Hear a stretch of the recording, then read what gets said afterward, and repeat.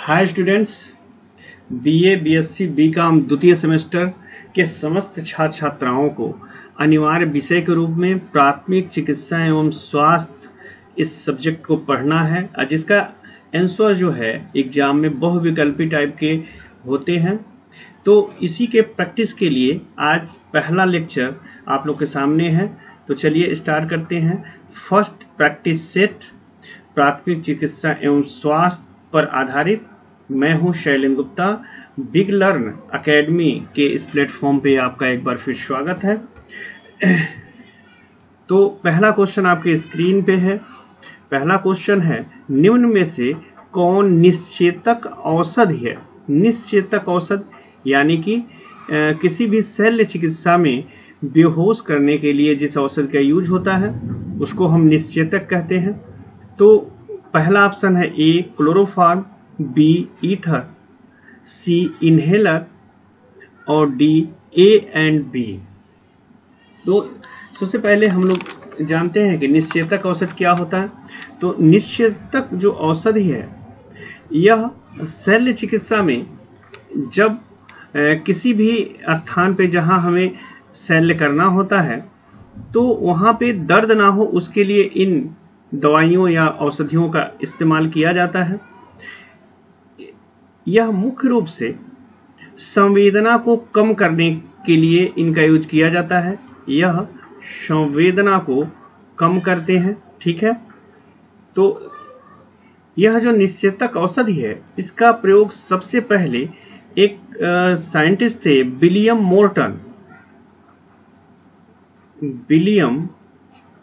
Morton. इन्होंने 1846 ईस्वी में प्रयोग किया था और जिस केमिकल का इन्होंने प्रयोग किया था वह था डाई इथाइल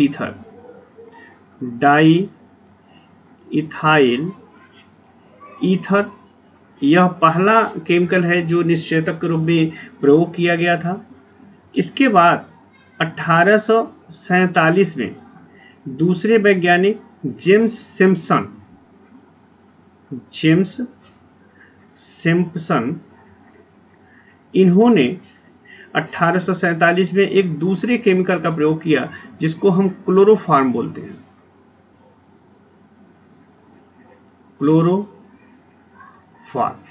तो इस तरह से डाई एथाइल ईथर और क्लोरोफॉर्म दो ऐसे केमिकल हैं जिनका प्रयोग हम निश्चेतक औषधि के रूप में करते हैं।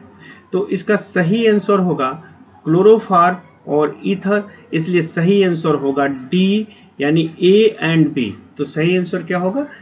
डी। चलिए अगला क्वेश्चन देखते हैं। रक्त प्लाज्मा में रोग प्रतिकारक पदार्थ पाया जाता है जो शरीर में प्रविष्ट जीवाणुओं को नष्ट करता है और जीवाणु द्वारा उत्पन्न जीव विष को प्रभावहीन कर देता है। शरीर में उत्पन्न ऐसे पदार्थ को हम क्या कहते हैं? ए ऑप्शन है कार्टिसोन, बी है एंटीबायोटिक, सी एक्यूपंक्चर, डी इंटरफेरॉन। तो इसका सही आंसर है बी यानी कि एंटीबॉडी, ठीक है। एंटीबॉडी के बारे में हमें पता है कि एंटीबॉडी क्या होता है। यह एक प्रकार का प्रोटीन होता है। यह एक प्रकार का प्रोटीन होता है एंटीबॉडी, ठीक है, जो ब्लड में पाया जाता है या फिर शरीर में जो तरल पदार्थ हैं उसमें यह एंटीबॉडी पाया जाता है। शरीर के प्रतिरक्षा प्रणाली जैसे कि बैक्टीरिया है, वायरस हो, उनको यह एंटीबॉडी क्या करता है? नष्ट करके शरीर को सुरक्षा प्रदान करता है, ठीक है। चलिए नेक्स्ट क्वेश्चन देखते हैं। नेक्स्ट क्वेश्चन 3, यदि किसी ने नौ जलने वाला विष पी लिया हो तो तत्काल में क्या करना चाहिए? याद रखिएगा कौन सा विष? नौ जलने वाला विष, ठीक है। तो ए ऑप्शन है उसे वमन कराने का प्रयास करना चाहिए, बी है उसे खूब पानी पिलाना चाहिए, सी है उसे लस्सी पिलाना चाहिए, डी इनमें से कोई नहीं। तो सही आंसर है ए, उसे वमन कराना चाहिए यानी वोमिटिंग कराना चाहिए, उसको उल्टी कराना चाहिए तो वह ठीक हो जाएगा। चलिए नेक्स्ट क्वेश्चन देखते हैं। नेक्स्ट क्वेश्चन है, एक फर्स्ट एड बॉक्स में निम्न में से क्या होना चाहिए? ए सेफ्टी पिन, चाकू, चिमटी, खरपच्चियां, बी चम्मच, ग्लास, आई ग्लास, तिकोनी पट्टियां, सी गर्म पानी की थैली, बर्फ की थैली, छोटी कैंची, और डी उक्त सभी। तो इसका सही आंसर है डी उक्त सभी होना चाहिए। ठीक है, चलिए नेक्स्ट क्वेश्चन देखते हैं। निम्न में से कौन सी वस्तु फर्स्ट एड बॉक्स में नहीं होनी चाहिए? ठीक है, ए ऑप्शन है थोड़ा पुराना साफ कपड़ा, टूर्निकेट, ब्रेड मक्खन, थर्मामीटर। तो इसका सही आंसर है सी यानी ब्रेड मक्खन, यह फर्स्ट एड बॉक्स में नहीं होना चाहिए। ठीक है, नेक्स्ट क्वेश्चन देखते हैं। अमृत धारा, अमृत धारा निम्न में से किसके काम आती है? ए हैजा, बी उल्टी, सी दस्त, और डी उक्त सभी। ठीक है, तो अमृत धारा क्या है? अमृत धारा एक आयुर्वेदिक औषधि होता है। अमृत धारा क्या है? एक आयुर्वेदिक औषधि है, और इसको मुख्य रूप से कपूर, पुदीना और अजवाइन के साथ मिक्स करके बनाया जाता है। यह मुख्य उसके पार्ट हैं, कपूर, पुदीना और अजवाइन। और यह जब इनसे हम इस औषधि को तैयार कर लेते हैं तो यह मौसमी जो बीमारी है उस बीमारी में इसका इस्तेमाल किया जाता है, जैसे उल्टी, दस्त, हैजा, पेट दर्द, बदहजमी, इन सभी में इसका यूज करते हैं। तो इसलिए इसका सही आंसर हो जाएगा डी यानी उक्त सभी में इसका इस्तेमाल हम करते हैं। ठीक है, चलिए नेक्स्ट क्वेश्चन देखते हैं। नेक्स्ट क्वेश्चन है, शरीर की जली हुई त्वचा पर कौन सा तेल लगाया जाता है? आंसर ए है जैतून का तेल, बी है सरसों का तेल, डी है अरंडी का तेल, सी ऑप्शन अरंडी का तेल, और डी इनमें से कोई नहीं। तो इसका सही आंसर है ए यानी कि जैतून का तेल। चलिए नेक्स्ट क्वेश्चन देखते हैं। मुंह के छालों को ठीक करने के लिए क्या लगाया जाता है? तो ए ऑप्शन है ग्लिसरीन, बी डिटॉल, सी वर्नॉल और डी बोरोलिन। तो इसका सही आंसर है ए यानी कि ग्लिसरीन। ग्लिसरीन जो है एक ट्राई हाइड्रोक्सी अल्कोहल होता है। क्या होता है? तो ट्राई हाइड्रोक्सी अल्कोहल होता है। ठीक है, और यह किसी भी स्किन या लिविंग जो ऑर्गेनिज्म है उसके लिए बहुत सॉफ्ट वर्क करता है। ठीक है, जिससे कि यह मुंह के छालों को ठीक कर देता है।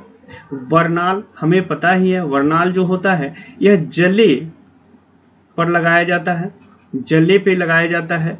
डिटॉल जो है यह एंटीबैक्टीरियल और एंटीवायरल होता है। ठीक है, बोरोलिन जो है, बोरोलिन यह भी एक तरह से एंटीबायोटिक होता है। ठीक है, तो इन सभी में सही ऑप्शन क्या है? ग्लिसरीन। चलिए नेक्स्ट क्वेश्चन देखते हैं। निम्न में से कौन हड्डी टूटने का प्रकार है? हड्डी टूटने का प्रकार है तो ए है बंद टूटन, बी खुली हड्डी को मिश्रित टूटन, सी हड्डी की जटिल टूटन, डी उक्त सभी। तो इसका सही आंसर है डी यानी उक्त सभी। ये सभी के सभी जो हैं वो हड्डी टूटने के प्रकार हैं। बंद टूटन भी है, हड्डी की जटिल टूटन भी होता है, और खुली या हड्डी को मिश्रित टूटन में भी यह एक प्रकार का हड्डी के टूटने का ही प्रकार है। चलिए नेक्स्ट क्वेश्चन देखते हैं। हड्डी की साधारण टूटन में निम्न में से कौन क्षतिग्रस्त नहीं होता?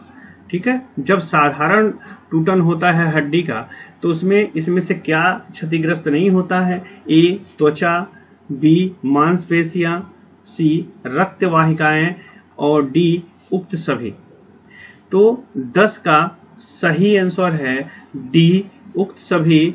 जब साधारण टूटन होता है उसमें कोई फर्क नहीं पड़ता, वो सिर्फ हड्डी ब्रेक करता है। ठीक है, चलिए नेक्स्ट क्वेश्चन देखते हैं। नेक्स्ट क्वेश्चन है हड्डी की जटिल टूटन। साधारण टूटन की बात नहीं, जटिल टूटन में हड्डी के साथ निम्न में से कौन सा अंग टूटता है? ठीक है, ए मस्तिष्क, फेफड़े या यकृत, बी स्पाइनल कार्ड, सी महाधमनी या महाशिरा, उक्त में सभी। तो इसका सही आंसर है डी यानी कि सभी। ठीक है, चलिए नेक्स्ट क्वेश्चन देखते हैं। नेक्स्ट क्वेश्चन है निम्न में से कौन सा हड्डी टूटने का लक्षण है। ठीक है, हमको सिर्फ सिम्टम के बारे में बात करनी है। तो ए है चोटग्रस्त भाग पर असहनीय दर्द, चोटग्रस्त अंग पर सूजन, हड्डी टूटने वाले स्थान पर छोटा सा होल, ठीक है, हल्का सा वहां पे घाव जो आगे छूट गया है। ठीक है, तो इसका डी है उक्त सभी। तो इसका सही आंसर है डी, हड्डी टूटने का सभी लक्षण है। दर्द भी होगा, वहां पे सूजन भी होगा और वहां घाव भी हो सकता है। तो सही आंसर हो जाएगा डी। चलिए अगला क्वेश्चन हम देखते हैं। सिर के बल गिरने से या सिर पर प्रत्यक्ष चोट के परिणाम स्वरूप सिर की कौन सी हड्डी टूटने का खतरा रहता है। ठीक है, ऑप्शन ए है सिर के ऊपरी भाग की हड्डी, बी खोपड़ी के निचले भाग की हड्डी, सी सिर के आंतरिक भाग की हड्डी और इनमें से कोई नहीं। तो सही ऑप्शन है इसका ए, सिर के ऊपरी भाग की जो हड्डी है, ऊपरी भाग की जो हड्डी है उसके टूटने की संभावना ज्यादा रहती है। ठीक है, चलिए नेक्स्ट क्वेश्चन देखते हैं। सिर पर चोट लगने वाले रोगी की प्राथमिक सहायता के लिए निम्न में से किस बात का ध्यान रखना चाहिए। तो ए ऑप्शन है क्या रोगी के श्वसन क्रिया सामान्य रूप से चल रही है। यदि श्वसन मार्ग में कोई अवरोध आ रहा है तो उसे दूर करना चाहिए। यदि कोई टूटन हुई है तो रोगी को निकटतम अस्पताल में भर्ती करें। और डी उक्त सभी। तो इसका सही आंसर होगा डी यानी सभी। नेक्स्ट क्वेश्चन देखते हैं। रीढ़ की हड्डी पर चोट लगने से क्या होता है।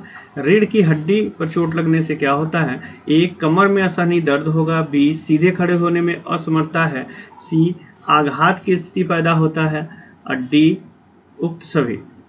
तो इसका सही आंसर है डी उक्त सभी। नेक्स्ट क्वेश्चन देखते हैं। रीढ़ की हड्डी में गंभीर चोट लगने से, रीढ़ की हड्डी में गंभीर चोट लगने पर क्या होता है। मांसपेशियों में कमजोरी आ जाती है, हाथों या पैरों में अंगाघात हो जाता है, त्वचा में सुन्नपन होता है या उक्त सभी। तो इसका सही आंसर है डी सभी हो सकता है। टिबिया फिबुला शरीर के किस अंग की हड्डियां हैं। पैर की हड्डी, हाथ की हड्डी, पसलियों की हड्डी, इनमें से कोई नहीं, इनमें से कोई नहीं। तो इसका सही आंसर है ए पैर की हड्डी है। नेक्स्ट क्वेश्चन देखेंगे। शरीर में गतिशील जोड़ कितने प्रकार का होता है। शरीर में गतिशील जोड़ का प्रकार पूछ रहा है, कितने प्रकार का होता है। 2 प्रकार का, 3 प्रकार का, 4 प्रकार का, 5 प्रकार का। तो इसका सही आंसर है बी यानी कि 3 प्रकार का होता है। मूंछ के लक्षण निम्न में से क्या है। मूंछ के लक्षण निम्न में से क्या है। मामूली चोट का निशान, दर्द की अनुभूति, मूंछ वाले स्थान पर सूजन, उक्त सभी। तो इसका सही आंसर है सी यानी मूंछ वाले स्थान पे सूजन। नेक्स्ट क्वेश्चन देखेंगे। हड्डी के जोड़ों का खिसकना निम्न में से किस अंग में होता है। हड्डी के जोड़ों का खिसकना निम्न में से किस अंग में होता है। कंधे या कूल्हे के जोड़ में, कोहनी के जोड़ में, निचले जबड़े में, उक्त सभी। तो इसका सही आंसर है डी उक्त सभी में हो सकता है। नेक्स्ट क्वेश्चन देखेंगे। जलने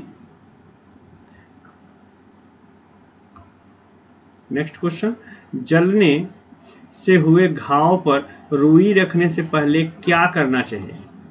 मरहम लगाना चाहिए, तेल लगाना चाहिए, गाज के बाद रुई रखना चाहिए, डिटॉल लगाना चाहिए। तो इसका सही आंसर है सी यानी गाज के बाद रुई रखना चाहिए। अम्ल या क्षार से त्वचा की जलन के विषय में क्या करना चाहिए। जलन वाले स्थान को पानी से निरंतर धोना चाहिए जब तक जलनशील पदार्थ का प्रभाव कम ना हो जाए। ज्वलन स्थान को सुखाना चाहिए। ज्वलन स्थल मोटे कपड़े से ढकना चाहिए। बर्फीले पानी में ज्वलित अंग को डालना चाहिए। तो इसका सही आंसर है ए, जलन वाले स्थान को पानी से निरंतर धोते रहना चाहिए। चलिए नेक्स्ट क्वेश्चन है, जलन का लक्षण क्या है? जलन का लक्षण क्या है? त्वचा लाल फफोले युक्त, भीतरी उत्तक बाहर की ओर खुले दिखाई पड़ते हैं, गंभीर असहनीय दर्द, उक्त सभी। तो इसका सही आंसर है डी, उक्त सभी। हमें पीड़ा, ताप, स्पर्श की अनुभूति संवेदी तंत्रिका सिरे से होती है, जिसे कहते हैं श्वेत ग्रंथ, स्पर्शग्राही, अंतःग्राही, बहिर्ग्राही। तो इसका सही आंसर है बी, स्पर्शग्राही। एड्रेनलिन का स्राव अधिक मात्रा में होना शरीर पर क्या प्रभाव डालता है? चक्कर आता है, रक्तचाप बढ़ता है, रक्तचाप घटता है, इनमें से कोई नहीं। इसका सही आंसर है बी, रक्तचाप बढ़ता है। ठीक है, तो चलिए इस तरह से हम लोगों ने पहला सैंपल पेपर हम लोगों ने सॉल्व कर लिया है प्राथमिक चिकित्सा एवं स्वास्थ्य का।